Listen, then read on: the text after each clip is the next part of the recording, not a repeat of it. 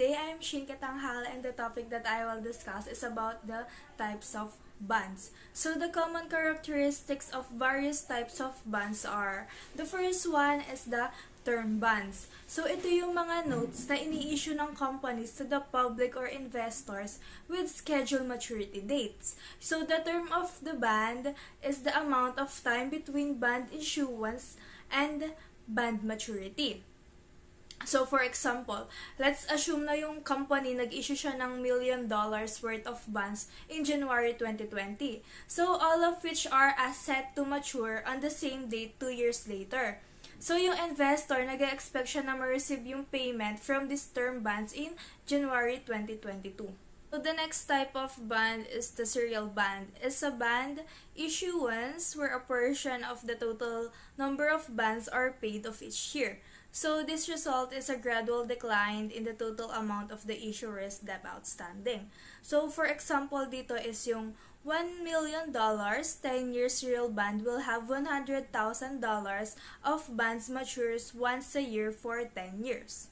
So, a serial bond is also designed to support the financing needs of a capital project that delivers a steady stream of funds to pay down the debt over the time.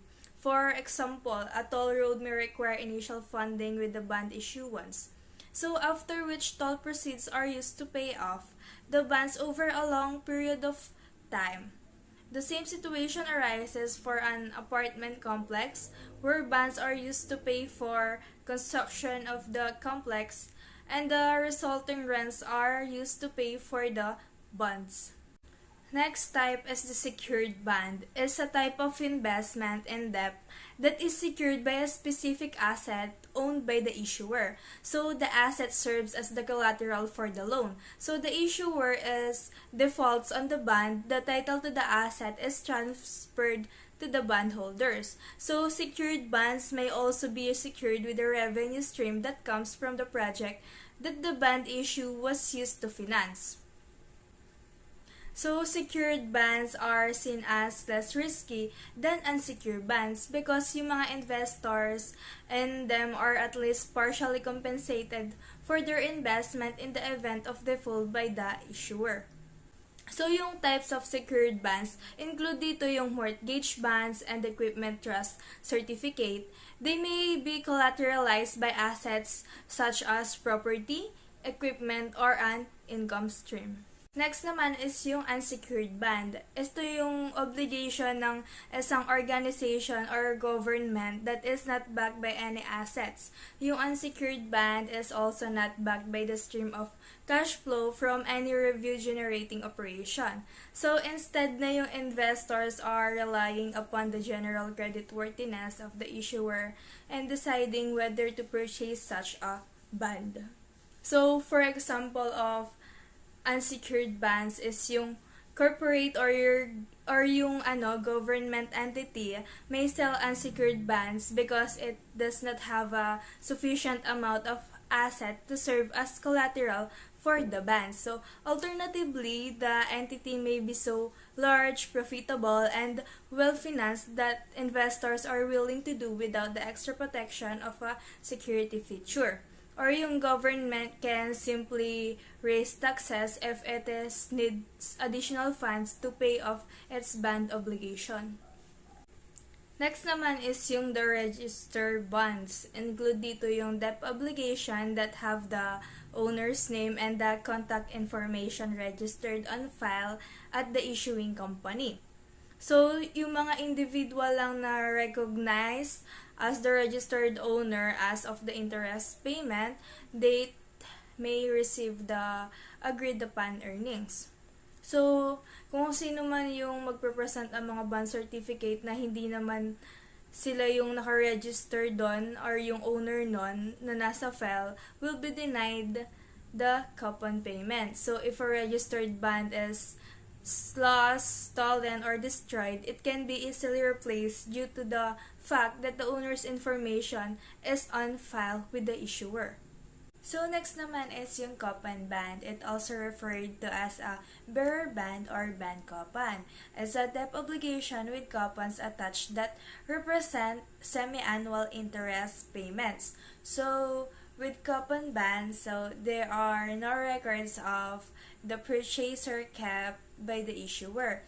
So the purchaser's name is also not printed on the any kind of certificate. So the bondholders receive these coupons during the period between the issuance of the bond and the maturity of the bond. So for example dito is yung kapag yung investor nag-purchase siya ng $1,000 sa isang company coupon bond and the coupon rate is 5%. So the issuer nagpo-provide siya ng investor with the 5% interest every year. So it means na yung investor makakakuha siya ng $50, the face value of the bond derived from the multiplying the $1,000 by 0.05 every year. So for the investor to claim his interest on the bond, he simply takes the corresponding coupon from the provided bond certificate and gives it to an agent of the issuing institution. Next naman is yung holder of convertible bonds. So as the name implies, a convertible bonds gives the holder the option to convert or exchange it for a predetermined number of shares in the issuing company. So kapag na-issue to, they act just like regular corporate bonds with a slightly lower interest rate. So kapag na-convert to, it can be changed into a stock and benefit from a rise in the price of the underlying stock. So yung company nag-offer siya ng lower yields on convertibles. So if the stock performs poorly, there is no conversion and an investor is stuck with the band's subpar return. So below what a non-convertible corporate band it would get. As always, there is a trade-off between risk and return. Callable bonds are also known as a redeemable bond, as a bond that the issuer may redeem before it reaches the stated maturity date. So yung callable bond, ina-allow nyo yung pag-i-issue ng mga company to pay off their debt early. So yung business may choose to call their bond if market interest rates move lower, which will allow them to reborrow at a more beneficial rate. So callable bonds compensate investors for that potentially, as they typically offer a more attractive interest rate or coupon rate due to their callable nature.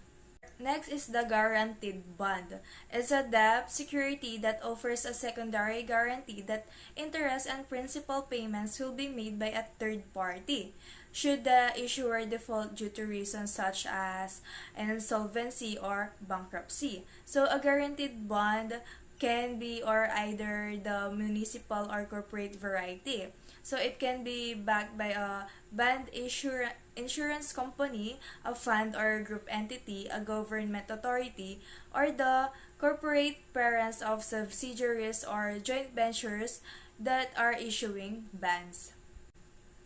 The next one is the junk bonds, are bonds that carry a higher risk of default than most bonds issued by corporation and government. So ito yung bond na yung debt or promise to pay investors interest payments along with the return of invested principal in exchange for buying the bond. So yung junk bonds represent ito yung bonds, yung mga issue by companies that are financially struggling and meron silang high risk of defaulting or not paying their interest payment or repaying the principal to the investors.